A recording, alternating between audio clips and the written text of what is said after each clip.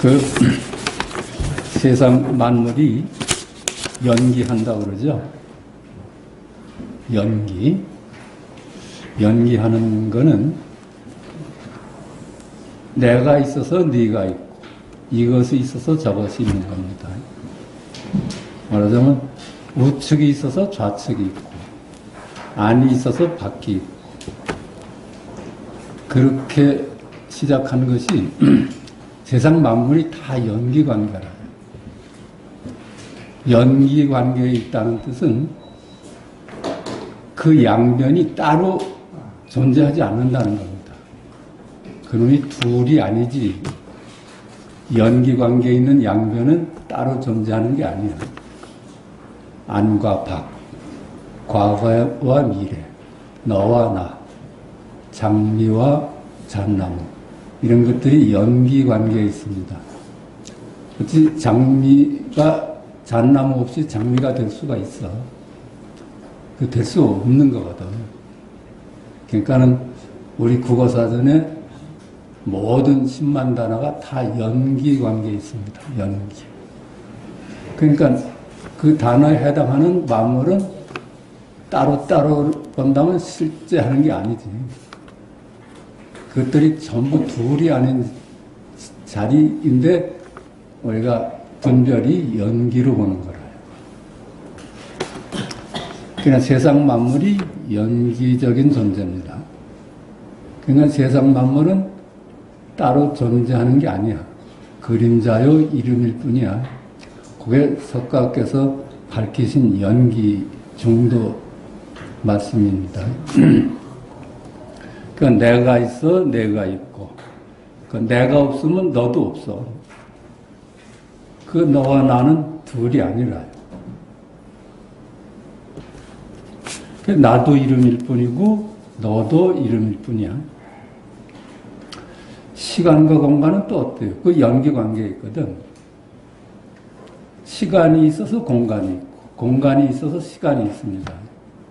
그러니까 시간과 공간이 둘이 아닌데 따로따로 존재한다는 시간이나 공간은 이름일 뿐이라요.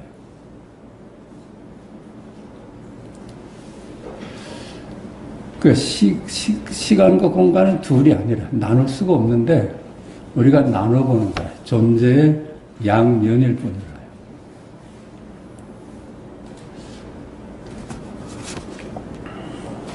그 시간도 따르라면 이미지고 공간도 이미지죠. 있다 없다는 또 어때요?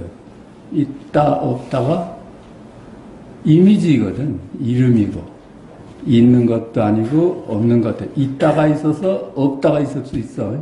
있다 없으면 없다가 있을 수가 없죠. 그 없다가 있어서 있다가 있을 수 있어. 있다가 없으면 없다도 없는 거라요. 그 양변은 이름일 뿐이야. 그 있는 것도 아니고 없는 것도 아니라요. 있다 없다가 둘이 아니라.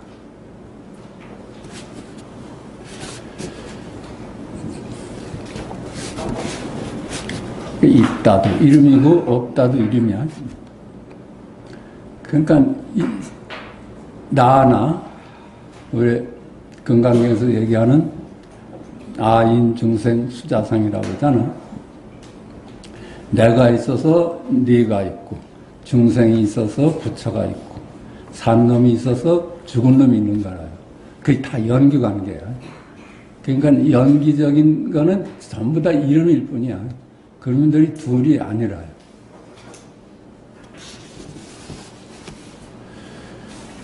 그 산 놈, 죽은 놈 다 그 이름일 뿐이거든요.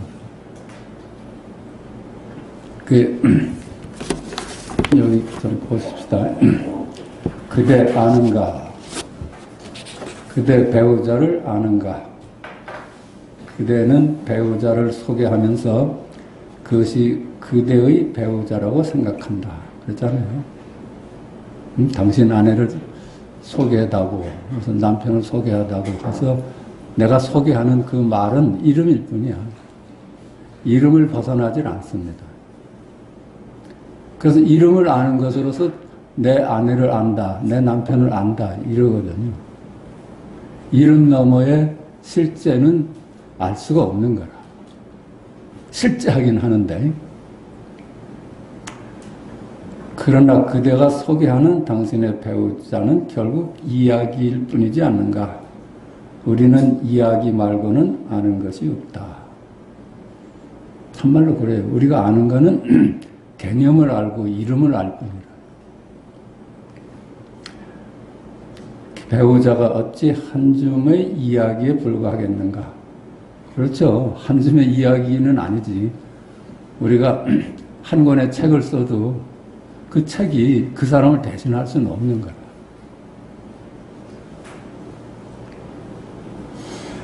그대는 배우자를 진정 모르는 겁니다.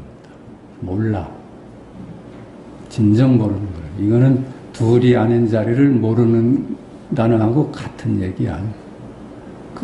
그 배우자는 둘이 아닌 실제니까.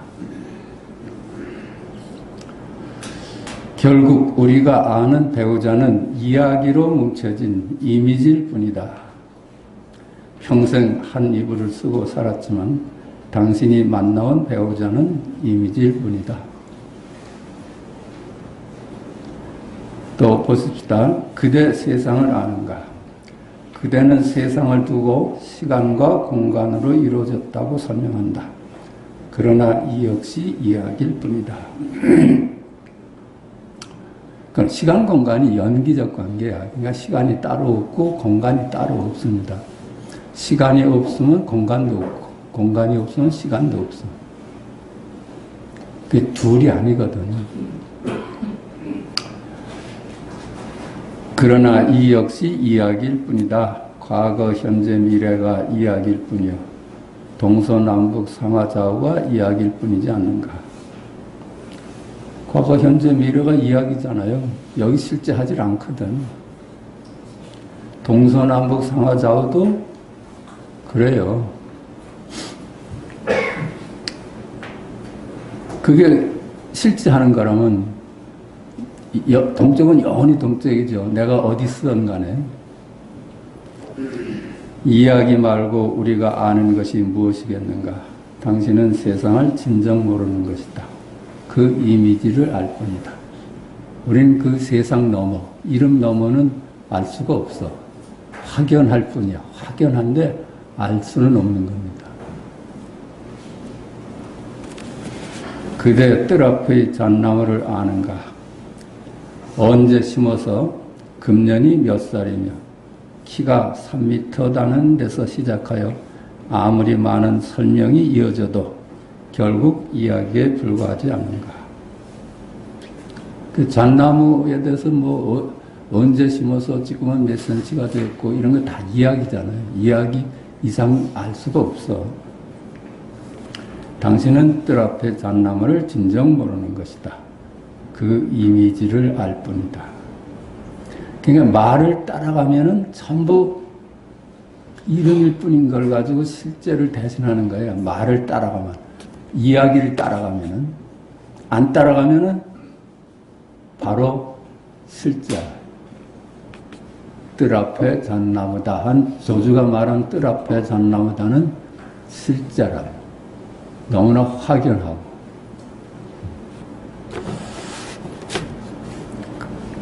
그대 우주를 아는가? 당신이 아는 것은 그에 대한 이야기요, 역사요, 이미지일 뿐이다. 결국 당신은 모르는 것이다. 그 이미지를 알 뿐이다. 그래요. 우리가 우주가 300억 년 전에 빅뱅으로 시작됐다는 거 이거 이야기예요. 이야기뿐이야.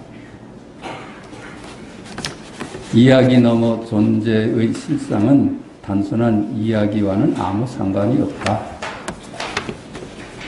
그것은 나눌 수 없는 둘이 아닌 존재이므로 알 수가 없는 것이다. 이야기 너머에는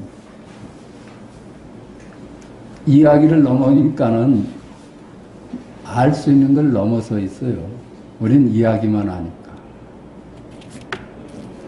그렇지만 이야기뿐이라면 어디 세상이 굴러가겠어요. 보고 듣고 말하는 이 실제는 이야기가 아니잖아요.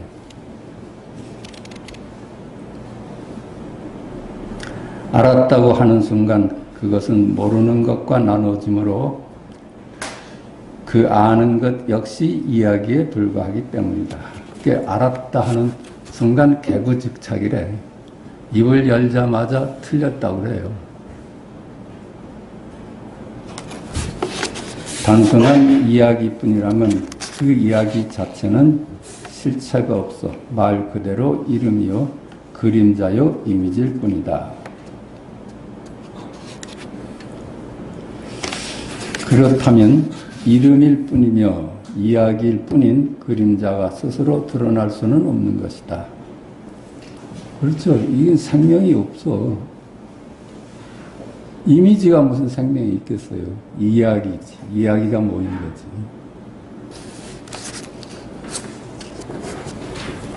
거지. 그놈은 그림자니까 할 수 있는 게 하나도 없습니다. 그러니까 화공 없이 그림이 그려질 수 없듯이 이야기 역시 스스로 나타날 수는 없는 것이다. 여기서 우리는 이야기가 이야기로 될 수 있게 하는 이야기 너머의 생명에 눈뜨게 된다. 그 생명은 스스로 그러한 자로, 스스로 그런 자예요. 어디 의지해서 존재하는 게 아니야. 세상 만물은 전부 다 의지하는 관계거든요. 네가 있어서 내가 있고, 좌측이 있어서 우측이 있고, 그렇게 의지해서 자기가 설 수 있는데, 이 스스로 있는 자는 의지하지 않습니다. 그러니까 마지막 진실이라 해요. 누구한테도 의지하지 않고 있는 그대로일 수 있는 것. 그래야지 우리가 해탈이라 할 수 있는 거예요. 그림자에 불과한 이름을 가지고 나를 삼으면 그건 연기관계에 있어서 자유로울 수가 없죠.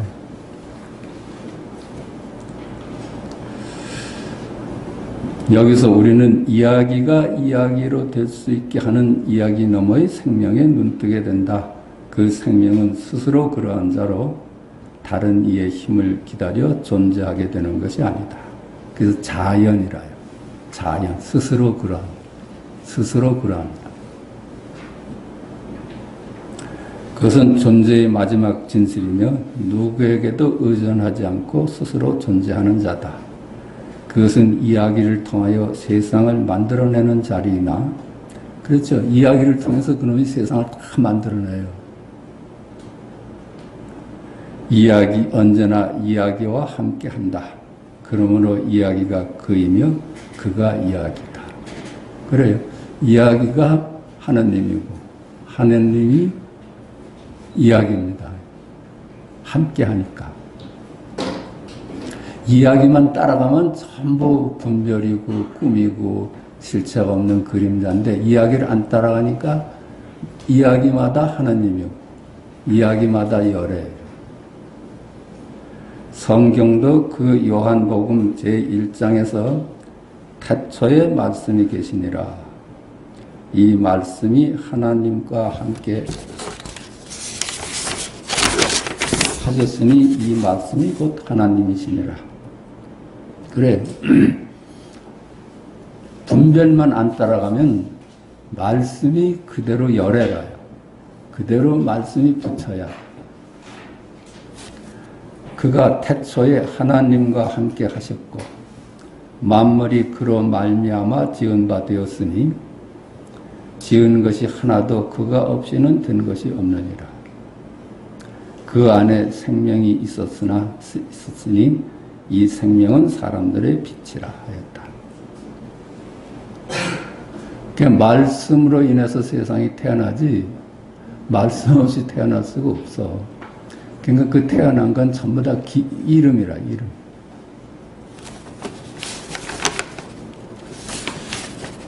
자, 그러면 나는 누구인가? 질문이 나왔습니다. 여기서 말하는 나는 둘이 아닌 불의의 실제예요. 우리가 찾는 나는 둘이 아닌 실제입니다. 마지막 진실입니다. 이름할 수 없는 너 없는 나이며, 그래서 이름할 수가 없어. 알았다 하는 순간 개구즉착이라 했어요. 그 개념화시키잖아요. 만물의 귀이처다. 만물의 귀이처야. 그건 만법귀일하는 자리라. 만물이 그로 인해서 태어났고 거기로 돌아가. 그게 만법귀일처라요. 제자에게 조주에게 물었다. 나는 누구입니까? 이에 조주는 뜰 앞의 잣나무다 하였다. 여기서 말하는 뜰 앞의 잣나무는 밤나무 없이 존재할 수 없는 잣나무가 아니라요. 이름을 따라가지 않는 생명 그대로야. 생명. 뜰 앞의 잣나무다. 이게 생명이 드러나잖아요. 이 세상 만물 어느 하나 뜰 앞의 잣나무 없이 이루어진 것이 없으니 온 우주에 뜰 앞의 잣나무가 가득하다. 뜰 앞의 잣나무다가 존재라, 존재. 그거는 그렇잖아요. 온 우주가 뜰 앞의 잣나무야.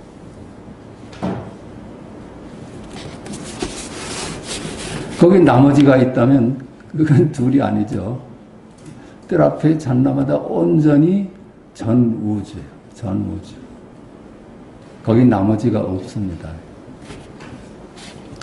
우리가 지금까지 말하여 온 이야기 역시 뜰 앞의 잣나무와 함께 하였으니, 그렇죠. 뜰 앞의 잣나무 이 우리의 본래 자리가 없이는 지금 제가 어떻게 말을 하고 어찌 얘기를 하고 여러분이 어떻게 들을 수 있었겠습니까?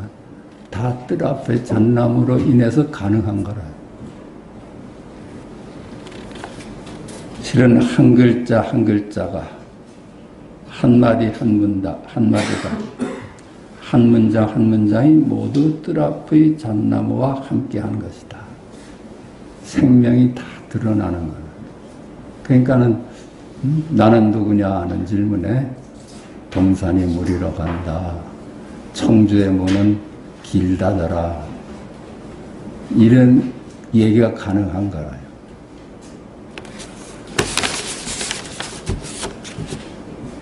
여기 제가 이쪽은 하나 더 붙인 건데, 고봉선사의 서녀를 읽어보셨는지 모르겠는데, 거기 서녀에 이렇게 세 가지 관문이 있습니다. 그 서녀 마지막에 이 세 가지 관문을 실었어. 밝은 해가 공중에 떠올라 비치지 않는 곳이 없으나 무엇 때문에 한 조각 구름에 차단되는가? 밝은 해가 중천에 탁 있는데 한 조각 구름에 가려지잖아요. 그것이 왜 그런가? 왜 그런가?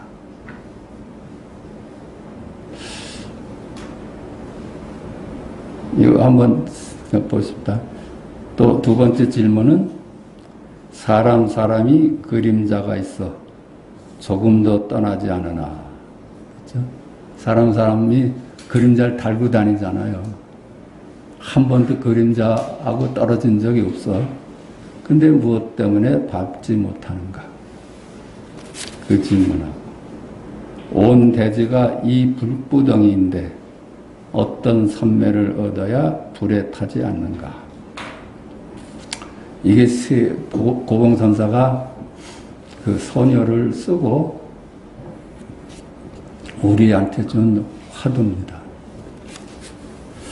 뭐 저도 이걸 가지고 특히 따로 공부한 적은 없어.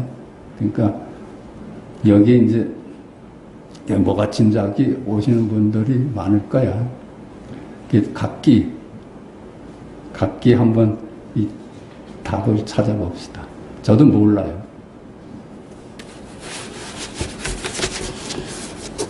이것도 고봉선사의 책 속에 나오는 얘기입니다. 바다 및 진흙소가 달을 물고 달리고 해전 이후 하물주. 하물은 그래. 해저의 진흙소가 바다 및 진흙소가 하물주. 달을 물고 달린다. 두 번째는 바위 앞 돌 호랑이는 아이를 안고 졸고 있고 암전 석호 포하면 암전 바위 앞에 돌 호랑이는 아이를 안고 졸고 있고 철뱀은 금강의 눈을 뚫고 들어가고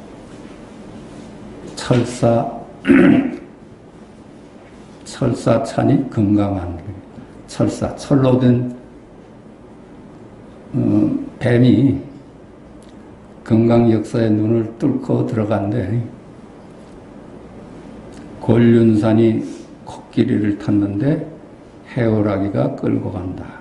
곤륜산이 코끼리를 탔어. 근데 해오라기는 새라요. 새가 끌고 간다. 곤륜기마 노행견. 그래. 그 한문은 그렇던데. 요렇게 써놓고서는 그 고봉선사가 어떻게 얘기를 한 거 하면은 이 네 구절 안에 능살능알의 한 구절이 있다. 능이 살리고 능이 죽이는 한 구절이 있다. 능이 죽이고 능이 살리며 능이 놓아주고 능이 빼앗으니 그렇잖아요. 우리가 해탈할 수 있고 굴레일 수도 있고 양면이라 양면.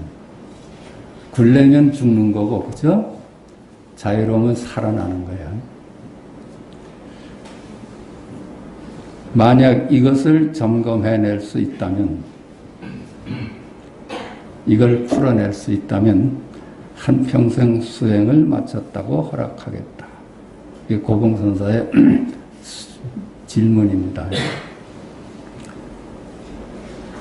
여기 한 구절을 잡아낼 수 있다면, 그 안목을 갖췄다면 한평생 공부를 마쳤다 할 수 있겠다. 이렇게. 우리 같이, 저도 모르는 답이니까 같이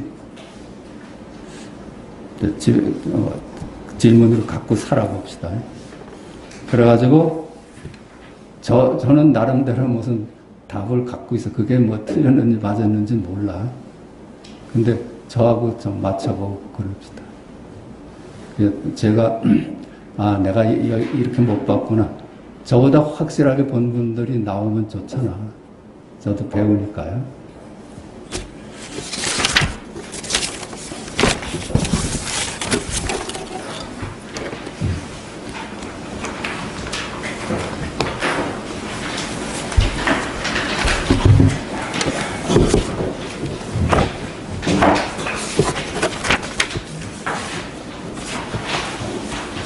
자, 책을 보십시다.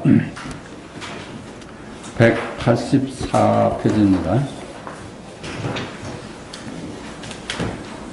모름지기 자기 자신이 스스로 보고 스스로 깨달아야만 스스로 옛사람의 말에 휘둘리지 않고 오히려 옛사람의 말을 휘두를 수 있습니다.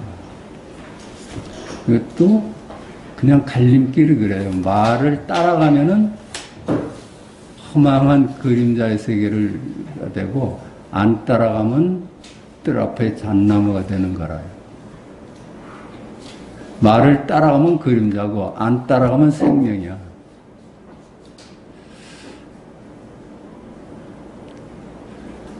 그러니까 자신이 스스로 보고 스스로 깨달아야만. 어느 날 문득 뜰 앞에 잣나무다.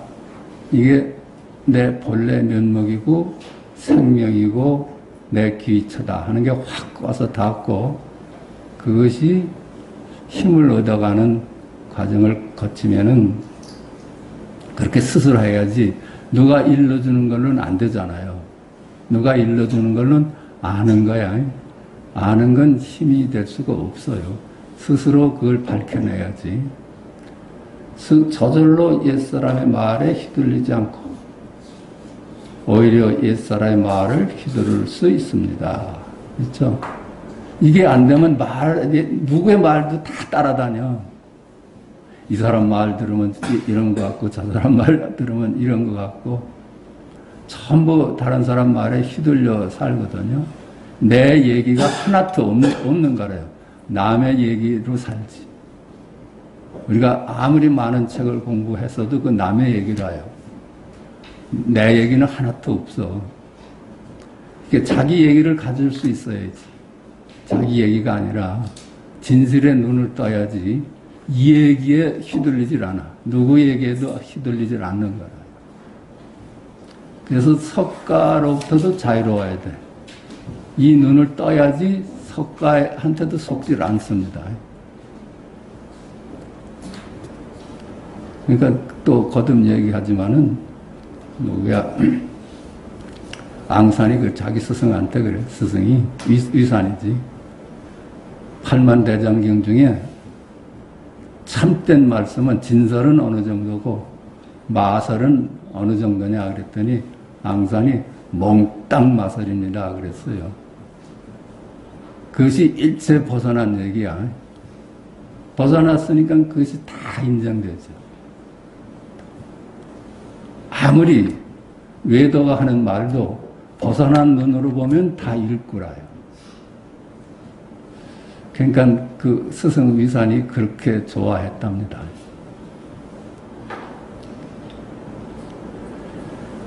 깨끗한 마니주가 진흙탕 속에 아무리 오래 놓여 있더라도 때가 낄 수 없는 것은 그 바탕이 본래 깨끗하기 때문입니다.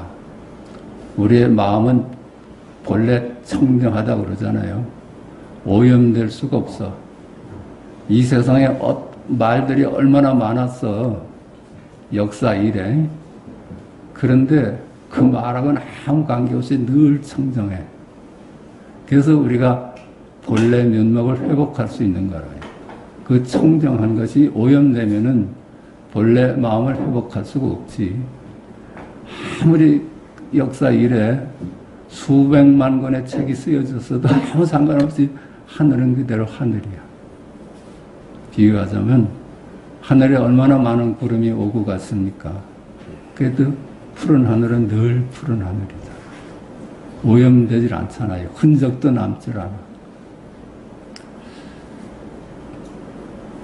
깨끗한 마니주가 진흙탕 속에 아무리 오래 놓여 있더라도 때가 낄 수 없는 것은 그 바탕이 본래 깨끗하기 때문입니다. 이 마음도 그와 같아서 어리석을 때에는 잡다하고 피곤한 경계에 속아서 물들지만 이 마음의 바탕은 마치 연꽃이 물에 적지 않듯이 본래 물들지 않는 것입니다.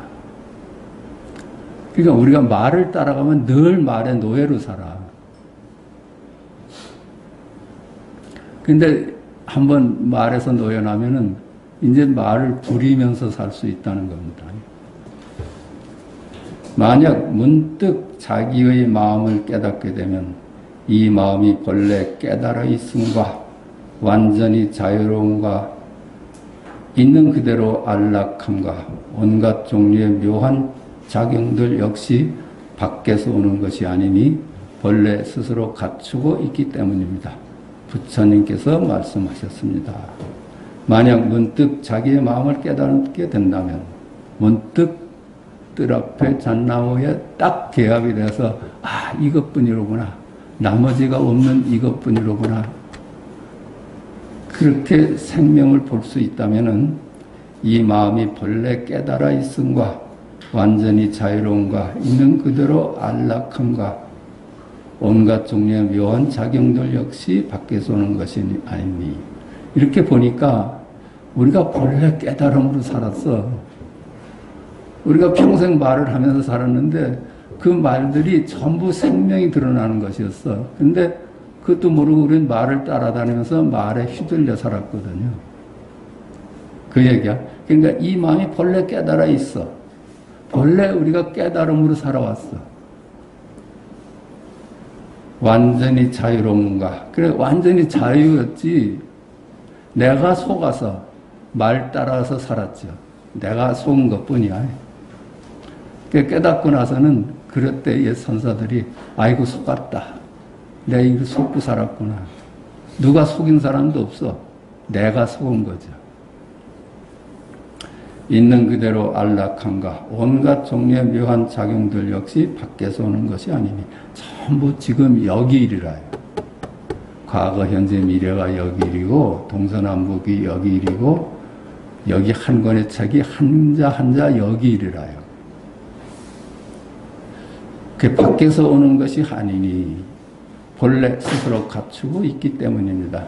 부처님께서 말씀하셨습니다. 본래 만덕을 갖추고 있다 그러잖아요.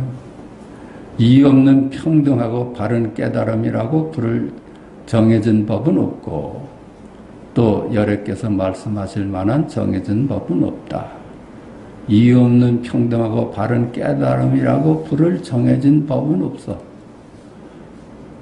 정해진 법이 있다면 이름할 수 있는 거죠. 알 수가 없어요.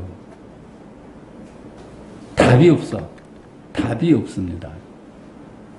해탈한 놈에 무슨 답이 있겠어. 답이 있다면 답에 묶여 있는 거죠. 그 석가께서도 정법은 없다.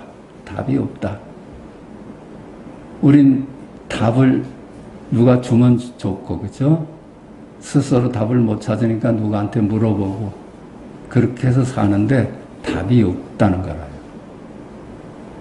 답이 없어야 우리가 그때 답을 찾아서 살 수가 있어. 정해진 법은 없고 또 여래께서 말씀하실 만한 정해진 법은 없다. 일러줄 만한 이게 진실이다 하고 일러줄 만한 법은 없어요. 가르쳐줄 만한 법은 없어. 이것이다고 한 적이 있어요? 부처님께서 법문 보면 이것이다고 답을 콕 찍어서 얘기해 준 적이 없어. 분별을 따라가지 말아라. 응무소주 이생기지 마라. 마땅히 머무는 바 없이 살아라. 네 생각에 머물지 말고 오늘을 살아라. 이 얘기뿐이었지 답이 뭐니까 이대로 살아라 한 적이 없어. 전부 부처님 말씀은 그 답을 부정했습니다.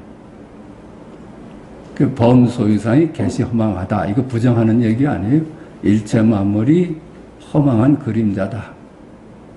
그러니까 그림자를 따라가면서 살지 마라. 이 얘기는 했지. 답이 뭐니까 이렇게 살아라는 그건 없어. 만약 본바탕을 확실히 한다면 실제로 이런 일이 있다는 것도 도리어 옳지 않습니다. 그러니까는 확실하게 눈을 뜬다면 답이 없다는 말도 불필요한 얘기라 해요. 그것도 또 이야기가 되잖아. 그렇죠? 이야기가 답이 없대 하면 답이 없다는 말에 걸려들어 가지고 또 그 답이 없다는 말에 노예로 살아요. 그러니까 본바탕을 확실히 하면 실제로 이런 일이 있다는 것도 도리어 옳지 않다. 어리석으니 깨달으니 취하니 버리니 하기 때문에 어쩔 수 없이 도리를 약간 말했지만 이는 아직 묘함에 이르지 못한 이를 위한 방편의 말일 뿐이고 그 진실한 법 바탕에는 어떤 것도 없다. 어떤 답도 없다. 어떤 이름도 지을 수가 없다. 본바탕을 두고 어떤 이름도 해당되질 않는다. 그래서 몽땅 개념으로부터 노연하는 겁니다. 그것이 어떻게 이름 지을 수 있다면은 그 이름에 또 노예가 되죠.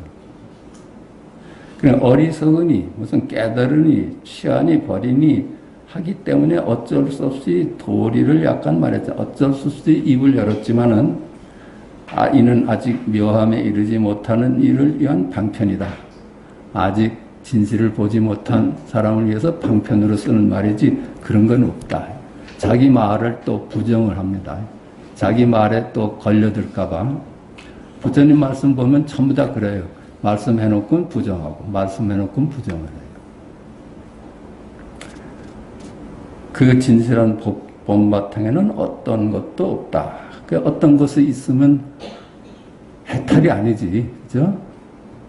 그러므로 공께서는 다만 이렇게 마음을 쓸 뿐 일상 24시간 속에서 삶과 죽음의 윤회와 불도가 있다고 집착하지 말고. 그러니까 이게 지금 이걸 일러줄 수 있는 어떤 말도 불가능해. 그렇게 알고 답 없는 답을 찾아서 길을 떠나는 겁니다. 답 없는 답을 찾아. 어떤 답도 찾았다 하는 순간 틀려. 그런데 모든 답으로부터 놓여는 한 자리가 있거든. 그건 답이라 할 수도 없어요. 일상 24시간 속에서 삶과 죽음의 윤회와 불도가 있다고 집착하지 말고 삶과 죽음의 윤회와 불도를 없음으로 돌리지도 마십시오. 삶과 죽음의 윤회잖아요. 윤회가 있다 없다 이렇게 이름 짓지 말고 윤회 너머에 열반이 있다 없다 하지도 말라는 거예요. 있다 없다가 또 하나의 개념들이라. 그래서 화두를 보면은 무자 화두가 본직공안이라요. 그거 넘어가면 다 넘어가는 거라고 그래. 유무를 보잖아요. 이 세상을 우리는 있다 없다로 보잖아요. 이 세상을 있는 것과 없는 것으로 구성되어 있다고 보잖아요.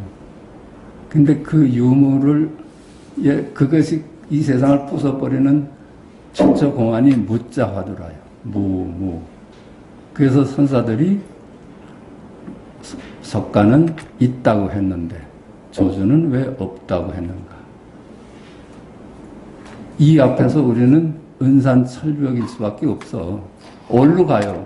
있다 하는 쪽도 끊어주고 없다 하는 쪽도 끊어줬는데 갈 데가 없잖아요. 우리의 머리가 갈 때는 있다 아니면 없다예요. 머리가 갈 수 있는 데는 그거거든. 근데 있다도 끊어주고 없다도 끊어주니 이 머리가 어떻게 가요?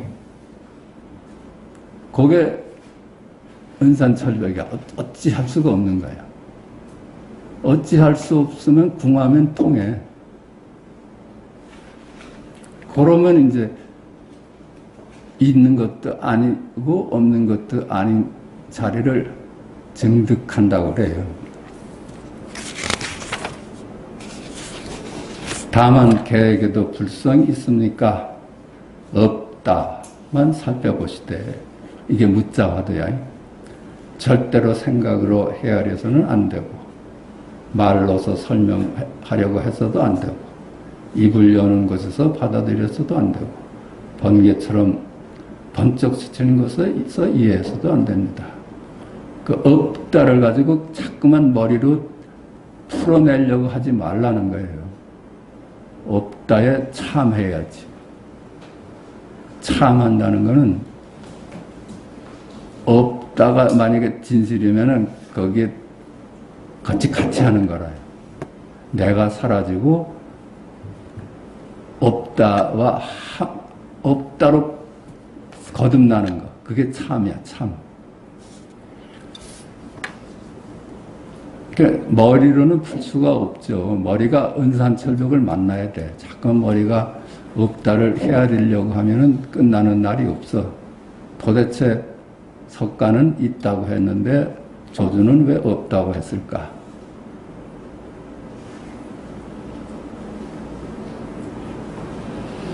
개에게도 불성이 있습니까? 없다를 다만 이렇게 참할 뿐. 참한다는 게 하나가 될 뿐. 그래서 참선이 그거예요. 선에 참여한다는 얘기인데 선과 하나가 되면 선은 생명입니다. 생명. 생명에 하나가 되는 거는 내가 사라지고 생명으로 거듭난다는 얘기야. 그래서 참선입니다. 일부러 깨달음을 기다리거나 시기를 기다려서는 안 됩니다. 뭐 기다리는 거는 뭐예요? 거기 밑바탕 생각은 지금은 아닌데 기다리면 뭐가 올 것이다 하는 생각이 깔려있으면 아니야. 당장의 일이라. 이건 시간을 두고 해결을 하려고 하면 어긋나. 우리는 당장에 봐야 돼. 당장. 당장은 언제나 당장이니까. 만약 일부러 깨달음을 기다리거나 시기를 기다린다면 더욱더 이 일과는 상관이 없는 일입니다. 기다린다면 이 공부하고는 어긋난다. 그러니까 뜰 앞에 잣나무다를 창하고 있으면은 어디 갈 데가 없으면 뜰 앞에 잣나무로서 오롯이 살아나요.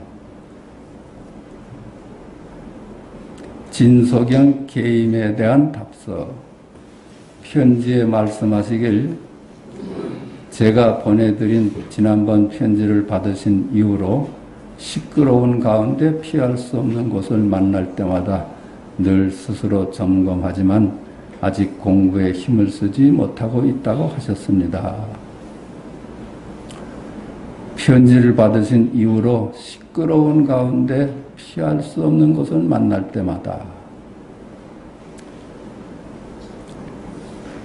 이게 그렇잖아요. 있다 없다 있다도 부정하고 없다도 부정했는데 그 은산철벽을 피할 수가 없어.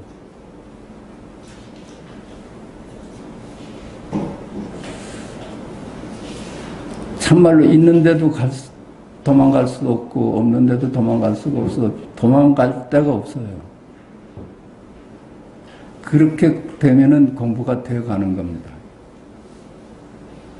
스스로 점검하지만 아직 공부에 힘을 쓰지 못하고 있다고 하셨습니다. 다만 이 피할 수 없는 곳이 바로 공부가 끝나는 곳입니다. 있다 해도 갈 수 없고 없다 해도 갈 수 없는 이 피할 수 없는 은산철벽이 바로 공부가 끝나는 곳입니다. 그게 궁즉통이야. 궁하고 궁하거든요. 참으로 오도갈 데 없이 궁해. 그러면 통한다고 그래요. 만약 다시 힘을 써 점검한다면 도리어 멀어질 것입니다. 다시 그 깝깝한 상황을 견디지 못하고 다시 머리로 헤아리면은 공부는 멀다 이런 얘기야. 옛날 이부의 노화엄이 말했습니다. 불법은 매일 생활하는 곳과 가고 머물고 앉고 눕는 곳과 차 마시고 밥 먹는 곳과 이야기하고 묻는 곳과 행동하고 행위하는 곳에 있으니 마음을 일으키고 생각을 움직이면 도리어 옳지 않다. 옛날 이부의 노화엄이 말씀하셨습니다. 이 불법은 우리 일상을 떠나서 존재하는 게 아니에요. 우리 일상이 견문각지하고 어묵동정하고 행주자하는 것이 우리 일상이라면 그 견문각지 어묵동정 행주자가 전부 열애가 드러나고 있는 거예요. 그거 외에는 법이 없어. 일상을 빼놓고 어떤 법이 따로 있겠어. 다만 우리가 모양을 따라가고 말을 따라가서 거기에 잡히는 게 문제라요. 안 잡히면은 말을 따라가지 않고 모양만 따라가지 않으면 우리의 일상 순간순간이 열애예요.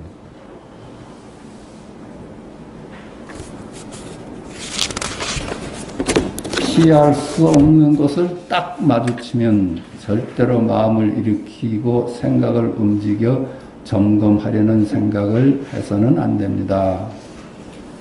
피할 수 없는 것을 딱 마주치면은 궁하고 궁한 곳을 마주쳐. 어떻게 피하고 도망갈 데가 없어. 있다 쪽으로도 도망갈 수가 없고 없다 쪽으로 도망갈 수가 없어. 그게 은산철벽이야.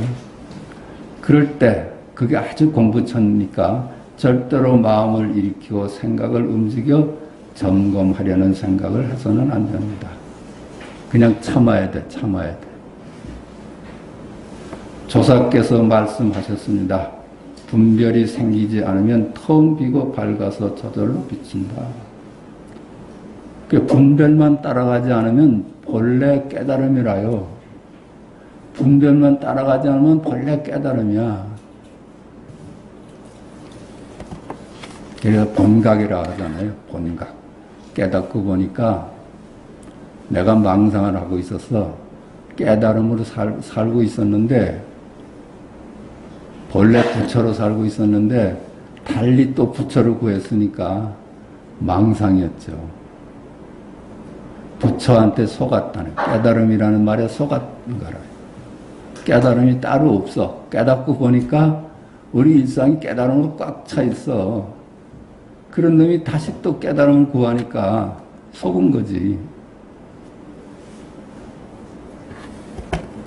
그렇다고 부처께서 그럴 수는 없잖아. 너 깨달았으니까 그냥 그렇게 사는 게 깨달음이다, 이렇게 말할 수는 없잖아. 깨달음이라는 걸 방편을 세워서 이놈을 분별로부터 놓여나게 하고 그런 거지. 그러니까 깨닫고 나서 아이고 내가 석가한테 속았구나 그랬대. 제 일성이 그랬대요. 내가 속았다.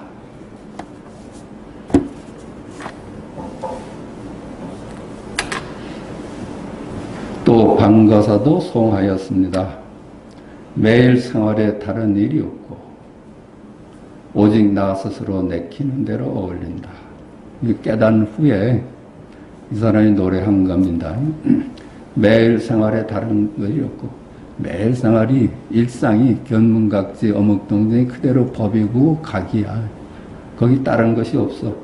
오직 그러니까 오직 나 스스로 내키는 대로 어울린다. 한 물건도 취하고 버리지 않고 곳곳에서 어긋남이 없다. 한 물건도 취하고 버리는 게 없어. 깨닫고 보니까 저놈 나쁜 놈 할 수도 있고 저놈 좋은 놈 할 수도 있어. 전부 그게 깨달음이라요. 선도 취하지 않고 악도 버리려고 안 해. 그것이 다 선악이 다 깨달음 속의 일이니까. 말을 따라가면은 이제 선악을 나뉘어주고 선은 악을 징벌해야 되고 이렇게 취사하게 되는데, 안 따라가니까 취사할 물건이 없어. 이것이 우리가 세상을 안정시키고 내가 편할 수 있는 길입니다. 세상을 선악으로 나눠서 선이 악을 무찔러야 된다고 하면은 선이 높아질수록 악도 높아져요. 세상은 더 힘들어져. 근데 세상을 둘러봐서 그것이 평등하게 대할 수만 있으면, 취사하지 않을 수만 있으면 그게 편한 길이에요.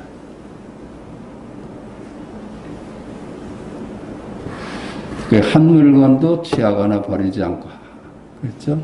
아무리 좋은 일이라도 취하지 않고, 아무리 나쁜 일이라도 버리려고 하지 않아. 그 곳곳에서 어긋남이 없다. 거긴 갈등이 없어요. 둘이 아니니까.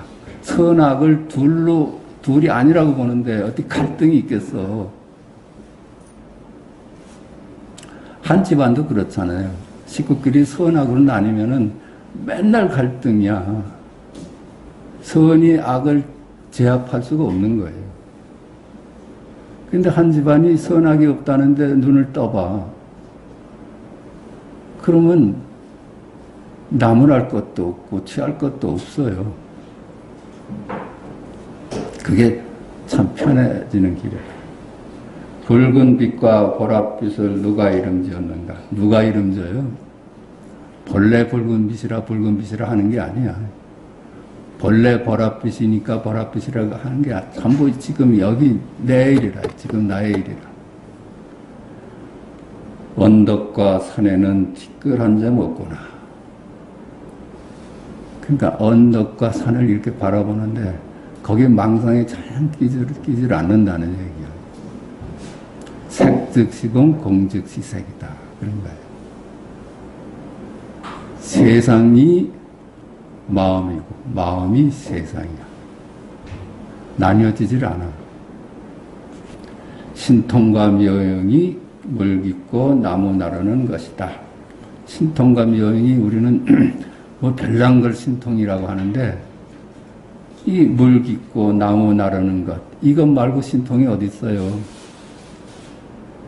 이 견문각지하고 어묵동정하는 거 이거 신통 아니에요? 우린 그걸 너무 흔하게 보는데 이게 하느님 없이는 될 수가 있는 게 아니야. 그게 신통이야. 부처 없이는 될 수가 없는 일이에요. 우리가 뭐 일거수일투족이 부처 없이 이루어지는 게 하나도 없어. 그러니까 신통이지. 또 선성이 말했습니다. 마음을 가지고 분별하고 헤아리기만 하면 자기 마음에 드러나는 것들 모두 꿈이다. 말을 따라가면 꿈속 세상이 되는데 안 따라가면 깨달음의 세상이라. 조금 쉬겠습니다. 계속 합시다. 회피할 수 없을 때에 다시 마음으로 헤아리지 말아야 함을 잘 기억하십시오. 그렇죠? 유로 있다로 갈 수도 없고 없다로 갈 수도 없는 그 은산철벽 같은 도망갈 군역이 하나도 없을 때 다시 마음으로 헤아리지 말아야 함을 잘 기억하십시오. 그때 그걸 참아내야 돼. 마음으로 헤아리지 않을 때에는 모든 것이 이루어져 있으니 이해가 날카로울 필요도 없고 이해가 무딜 필요도 없습니다. 헤아리지 않을 때에는 거기가 그대로 부처고 하나님이라요. 열애고. 그 다 갖춰져 있는 때야. 그러니까 이해가 날카로울 필요도 없고 똑똑할 필요도 없고 사람이 지식이 많을 필요도 없어. 이해가 무딜 필요도 없어. 바보나 멍청할 필요도 없어. 똑똑하고 멍청한 것하고는 아무 관계가 없어. 그저 말을 따라가지 않고 생각을 헤아리지만 않으면은 거기가 그대로 열애고 부처라는 뜻입니다. 이게 지금 말씀드리는 건 지금 무자 화두나 뜰 앞에 잣나무라는 화두를 갖고 공부하는 간화선을 두고 하는 얘기입니다. 우리 얘기는 아니라요. 우리 얘기는 이런 법회나 이런 걸 통해 가지고 어느 한 구절에 와서 마음에 닿는 공부지 무슨 화두를 가지고 계속 참고해서 가는 공부가 아니야. 또 참고로 말씀드리면 이 저자도 화두로서 깨달은 분이 아니야. 조사선으로 깨달았지. 그러니까 조금 모순이죠. 당신이 공부해서 수월함을 얻은 자리를 얘기하는 건 쉬운데 자기가 하지 않은 거를 하라고 했으니까 조금 그렇긴 해.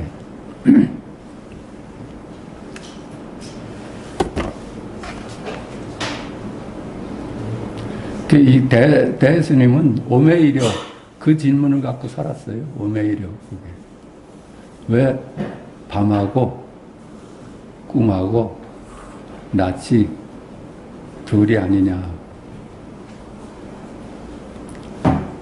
날카롭고 무딘 일과도 전혀 상관이 없고 고요하고 시끄러운 일과도 전혀 상관이 없습니다. 사람이 날카롭든지 무딘 것하고 관계도 없고 시장바닥이든지 고연 산중이라고 아무 관계가 없어. 회피할 수 없는 바로 그때에 있다 없다 해서 도망칠 수 없는 그때에 문득 가로막고 있던 장애가 사라져버리면 자기도 모르게 손뼉을 치며 크게 웃을 것입니다. 부디 잊지 마시기 바랍니다. 통해버리면 오두가도 할 수가 없는데 통해버리면 이 일을 만약 털끝만큼이라도 애써 노력하여 증명하려고 한다면 마치 사람이 손으로 허공을 붙잡아 어루만지려는 것과 같아서 다만 스스로 더욱 필요할 뿐입니다. 이게 턱끌 만큼이라도 애써 노력하여 증명하려고 한다면, 거기 노력이 가진다든가 알려고 한다면은 마치 사람이 손으로 허공을 붙잡아 어루만지려는 것과 같다. 그 불가능한 일이에요. 우리가 머리로 알려고 하는 것은 허공을 30cm 자로 재려고 하는 짓이야. 자주 재도 끝이 없습니다. 만약 스스로 더욱 필요할 뿐입니다. 인연에 응할 때에는 다만 응하기만 하고, 고요히 앉고 싶으면 다만 고요히 앉을 뿐이로되, 앉을 때에 앉는 것에 집착하여 마지막 진실이라고 여기서는 안 됩니다. 지금 이제 가나선 얘기 아니? 가나선. 인연에 응할 때 다만 응하기만 하고, 그 인연대로 살되, 고요히 앉고 싶으면 다만 고요히 앉을 뿐이로되, 앉을 때 앉는 것에 집착하여 여기가 마지막 진실이라고 여기서는 안 됩니다. 앉는데도 집착하지 말라는 거예요. 늘 시끄러울 때나 고요할 때나 서 있을 때나 앉아 있을 때나 늘 그 자기가 주어진 화두를 참하라는 얘기입니다. 오늘날 삿된 스승의 무리가 흔히 고요히 앉아 묵묵히 비추는 것을 마지막 진실로 삼아 후진들을 잘못된 것으로 이끌고 있습니다. 수행을 한다든가 묵조선에 빠진다든가 이런 것이 잘못된 길이라는 겁니다. 저는 원한 맺은 것을 두려워하지 않고 저들을 힘써 꾸짖어서 부처님의 은혜에 보답하고 말법의 폐단을 구제하려 합니다. 그러니까 이렇게 이 양반 그 삿대다고 하니까 묵조선 측에서는 얼마나 안 좋았겠어요. 그래서 적을 많이 뒀을지도 몰라. 그러니까 귀양살이를 오래 했지.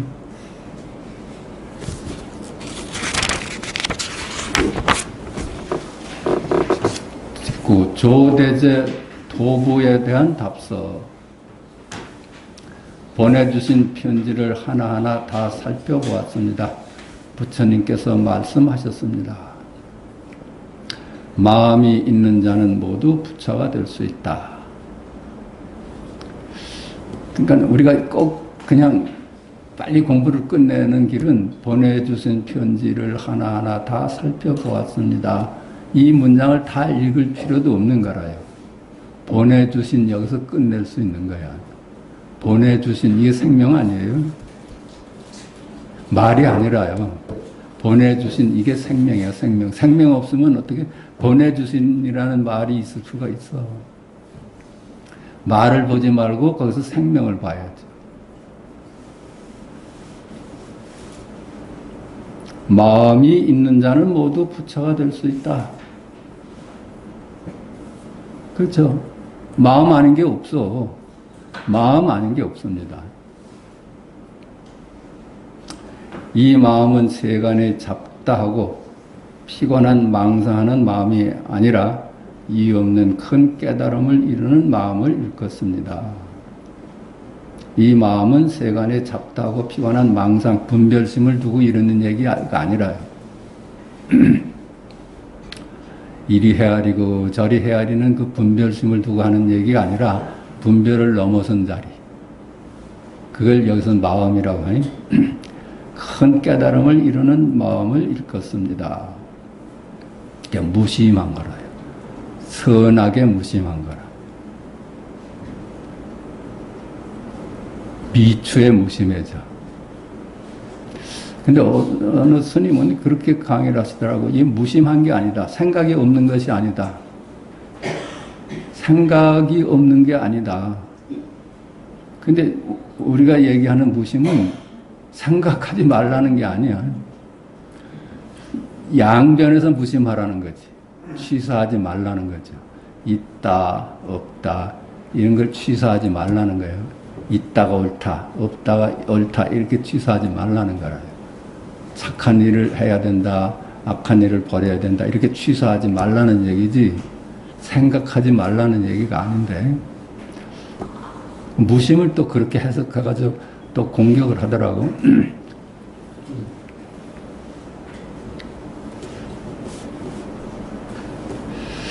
만약 이 마음이 있으면 깨달음을 이루지 못할 사람이 없습니다. 사대부가 도를 배우되 흔히 스스로 장애물을 만드는 것은 결정적인 믿음이 없기 때문이다. 부처님이 말씀하셨습니다. 이건 참으로 믿음의 공덕이 대단한 겁니다. 믿음으로 시작을 하면은 끝까지 가요. 근데 믿음이 없이 시작을 하면은 그게 끝까지 가기가 힘들어. 마지막 진술이 부처님 말씀이다. 이런 믿음이 자기한테 있어야지 이게 갈 수가 있지. 그 믿음이 선행되질 않으면은 뭐든지 해낼 수가 없잖아요. 그래서 크게 믿음이 근본이라요. 믿음은 도의 근원이며 공덕의 어머니이니 모든 선법을 기르고 의심의 그물을 끊고 가래의 흐름을 벗어나게 하여 열반의 이없는 도를 열어 보인다. 믿음이 도의 근본이라. 이 믿음이 없으면 뭐 되는 것이 있을 수가 없어. 믿으니까 꾸준히 공부를 하죠. 믿음이 안 가는데 이게 헛말 아닌가 하는데 어떻게 공부가 되겠어? 모든 선법을 기르고 의심의 그물을 끊고 가래의 흐름을 벗어나게 하여 이 열반의 이없는 도를 열어 보인다. 또 말씀하셨습니다. 믿음은 지혜의 공덕을 키울 수 있고 믿음은 반드시 열의 지혜에 도달하게 할 수 있다. 믿음이 이렇게 모든 걸 가능하게 한다는 뜻입니다. 보내주신 편지에 근기가 둔한 사람이 아직 철저히 깨닫지 못했다면 우선 깨달음의 씨앗을 마음밭에 심어야 한다고 하셨는데 이 말은 비록 흔한 말이긴 하나 또한 대단히 깊은 뜻을 지니고 있습니다. 단지 긍정하는 마음만 갖추면 속는 일은 결코 없을 것입니다. 당신이 보낸 편지에 근기가 둔한 사람이 아직 철저히 깨닫지 못했다면 우선 깨달음의 씨앗을 마음밭에 심어야 한다. 그렇죠. 우리가 이 설법이라는 게 마음밭에다가 깨달음의 씨앗을 심는 거라고 그래요. 심어서만 바로 되는 게 아니라 거기다 물을 주고 공기를 맞춰줘서 싹을 틔워서 크게 기른다는 거예요. 반야의 씨앗을 심는다고 그래요. 이 말은 비록 흔한 말이긴 하지만 또한 대단히 깊은 뜻을 지니고 있습니다. 단지 긍정하는 마음만 갖추면 속는 일은 결코 없을 것입니다. 요즘 도를 배우는 선비는 흔히 느리게 해야 할 곳에서는 도리어 급하게 하고 급하게 해야 할 곳에서는 도리어 게으름을 부리며 늦춥니다. 요즘 도를 배우는 선비는 흔히 느리게 해야 할 곳에서는 도리어 급하게 하고 급하게 해야 할 곳에서는 도리어 게으름을 부리며 늦춥니다. 이 공부는 참으로 급하게 해야 되는 일이라고 해요. 이 공부는 참으로 시급한 문제라요. 생사 문제고 우리 생사 문제가 먼 일 같은데 생사 문제는 늘 닥친 일이거든요. 늘 죽고 살고 있어. 어제 나는 죽었고 내일 나는 오지 않고 그래요. 생사 문제가 그래. 먼 문제가 아니라요. 그 생사에서 벗어나는 일만이 화급한 일이라요. 근데 뭐 공부하는 사람이 자꾸만 유행에 먼저 따라가고 이게 더 급해. 그러면 안 되지. 방거사가 말하였습니다. 어느 날 문득 독사가 배잔방이 속으로 들어오면 이것이 어떤 때인지 종사에게 한번 물어봐라. 문득 독사가 배잔방에 속으로 들어오면 얼마나 화급해. 제일 급한 때라요. 생사 문제가 제일 급한 거야.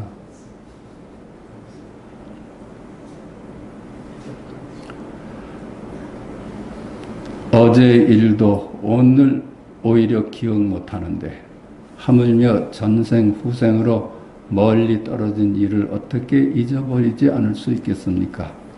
반드시 금생에 밝게 통하도록 하고자 한다면 부처도 의심하지 말고 조사도 의심하지 말고 삶도 의심하지 말고 죽음도 의심하지 말고 모름지기 결정적인 믿음을 가지고 결정적인 뜻을 갖추어 순간순간 머리에 붙은 불을 끄듯이 해야만 합니다. 그러니까 어제 일도 우리 기억하지 못하잖아요. 하물며 전생이나 이런 걸 어떻게 기억을 해요? 반드시 금생에 밝게 통하고자 하고자 한다면 이 일을 금생에 마치고자 한다면 부처도 의심하지 말고 조사도 의심하지 말고 우선 믿어야 돼요. 의심하면 뭐 시작도 안 되는 거지. 삶도 의심하지 말고 죽음도 의심하지 말고 모름지기 결정적인 믿음을 가지고 결정적인 뜻을 갖춰 꼭 해내야 되겠다. 그렇죠? 대신 큰 믿음과 큰 분노와 그런 걸 가져야 된다고 그러잖아. 대의. 크게 의심하고. 크게 의심한다는 건 무엇일까를 의심하라는 거라요. 마지막 진실이 뭘까? 모름지기 결정적인 믿음을 가지고 결정적인 뜻을 갖추어 순간순간 머리에 붙은 불을 끄듯이 해야만 합니다. 머리에 불이 붙었으면 얼마나 화급해요. 그렇게 해야 된다는 거예요. 배잔방이성에 뱀이 들어온 것과 같이 한가하지가 않는 거라요. 이와 같이 지속해 가고도 아직 밝게 통하지 못할 때에야 비로소 근기가 둔하다고 말할 수 있을 것입니다. 이렇게 공부를 했는데도 밝게 통하지 못했다 하면 그 사람을 둔한 사람이라고 비로소 할 수 있다는 거야. 만약 지금 곧 스스로 생각하기를 나는 둔 근기라서 금생에는 끝마칠 수 없으니 우선 부처의 종자를 심어서 인연이나 맺어 놓아야겠다. 라고 한다면 이것은 곧 나아가지도 않으면서 도달하기를 바라는 것이니 있을 수 없는 일입니다. 저는 매번 이 도를 믿는 사람들에게 말합니다. 그렇죠? 아유, 나는 둔하니까 내 생에나 이걸 할 일이다. 이렇게 생각하는 사람은 나아가지도 않으면서 도달하기를 바라는 사람이야. 저는 매번 도를 믿는 사람들에게 이렇게 말합니다. 매일 24시간 가운데 수월함을 조금씩 느끼는 것이 바로 불법을 배워서 힘을 얻는 것이다.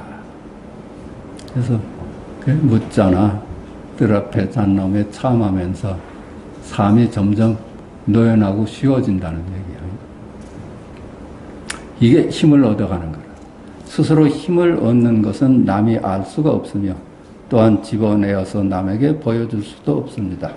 그러므로 노행자가 도명상자에게 그대가 만약 자기의 본래 면목을 되돌아본다면 비밀한 뜻은 전혀 그대 자신에게 있다고 한 말이 바로 이것입니다. 그렇죠? 육조 해능이 인가를 받고 여기 있으면 너는 죽을 테니까 빨리 도망가라고 해서 오조를 떠나잖아요. 떠났다 하니까 법은 이미 노행자한테 갔다. 이러니까 많은 무리가 쫓아왔어요. 거기서 도명상자가 제일 걸음이 빨라서 잡았거든. 그때 그 육조현행이 도명상자한테 한 얘기야. 그대가 만약 자기의 본래 면목을 되돌아본다면, 너의 마지막 진실을 본다면, 너 자신을 알게 된다면, 그렇죠?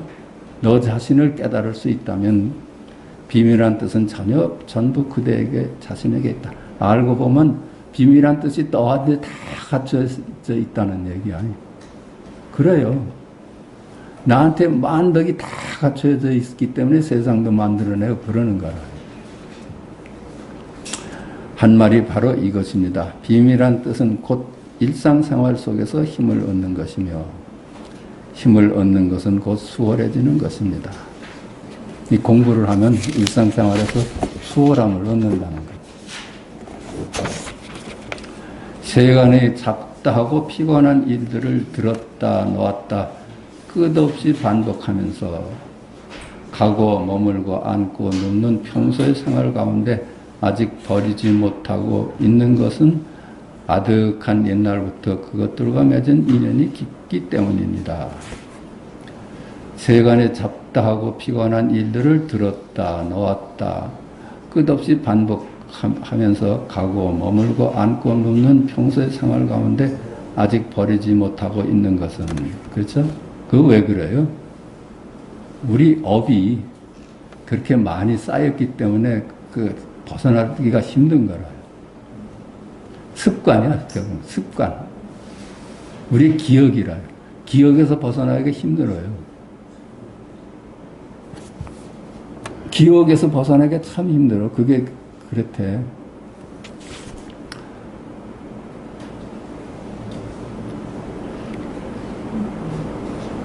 아득한 옛날부터 그것들과 맺은 인연이 깊기 때문입니다. 업이 깊기 때문입니다. 기억이 너무 강하기 때문입니다. 반면에 반야의 지혜와는 아득한 옛날부터 맺은 인연이 얕기 때문에 이 공부하는 것은 인연이 얕아.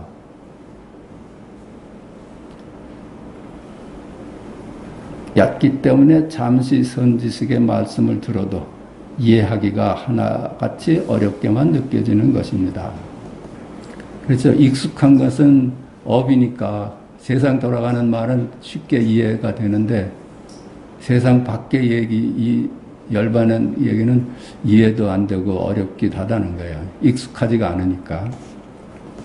만약 아득한 옛날부터 세간의 번다한 일들과 맺은 인연이 얕고 반야와 맺은 인연이 깊다면 이해하기에 무슨 어려움이 있겠습니까? 그래, 그렇죠? 이 반야와의 인연이 깊다면은 이해하는데 뭐가 어렵겠어?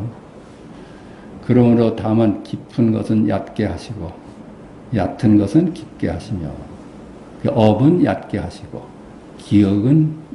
기억의 힘을 잠깐만 얕게 하고 깊은 것은 얕게 하고 얕은 것은 깊게 하며 열반에 대한 깨달음은 깊게 하고 낯선 것은 익숙하게 하시고 우리가 생활 습관 둘로 나누어 보는 망상은 익숙한 것은 낯설게 하고, 그렇죠? 낯선 것은 익숙하게 하시고, 둘이 아닌 자리에 대한 증득은 익숙하게 하고, 둘로 보는 망상은 낯설게 하라는 거예요. 이게 공부해가는 과정이라는 겁니다. 세간의 잡다한 일들의 생각을 빼앗길 때마다 애써 배척할 필요는 없습니다. 다만 생각하는 것으로부터 화두로 살짝 방향을 돌리십시오. 여기 이제 화두 얘기입니다. 간화선 얘기야. 세상 일들의 생각을 빼앗길 때마다 이걸 배척할 필요는 없습니다. 그럴 때 그냥 다만 화두로 돌아오라는 거야. 뜰 앞에 잣나무로 다시 돌아오라는 얘기입니다. 그러면 무한한 힘을 덜게 될 것이며 또한 무한한 힘을 얻게 될 것입니다. 청컨대 공께서는 다만 이와 같이 버티고 계시되 일부러 깨달음을 기다리지 마십시오. 그러면 문득 저절로 깨달을 것입니다. 깨달음을 기다리면은 안 돼. 그건 깨달음을 기다릴 게 지금이 그대로 사는 게 깨달음이라고 봐야지. 깨달음이 다음 날 오는 게 아니라요. 우리가 사는 게 이게 지금 잊고 있는 게 다 깨달음 아니에요. 근데 이게 대스님이 가나선을 창시한 게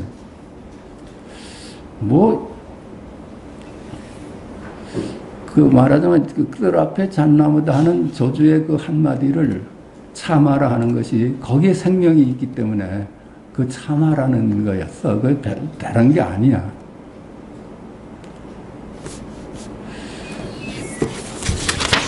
자, 이 참정이 추측하기를 내일 서로 만날 것이라고 하였는데 바둑을 두는 일 외에 그분과 더불어 이 일도 말하여 본 적이 있습니까?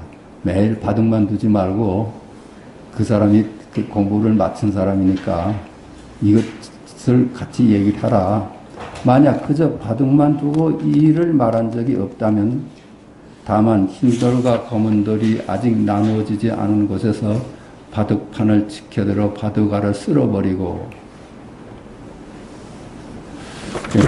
바둑판을 탁 쓸어버리고 이 일에 좀 매달리라는 얘기를 해요.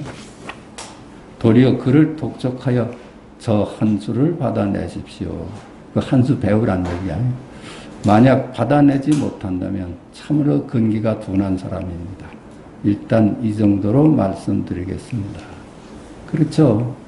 그렇게 좋은 사람하고 늘 바둑을 두면서 바둑만 두면 안 되잖아.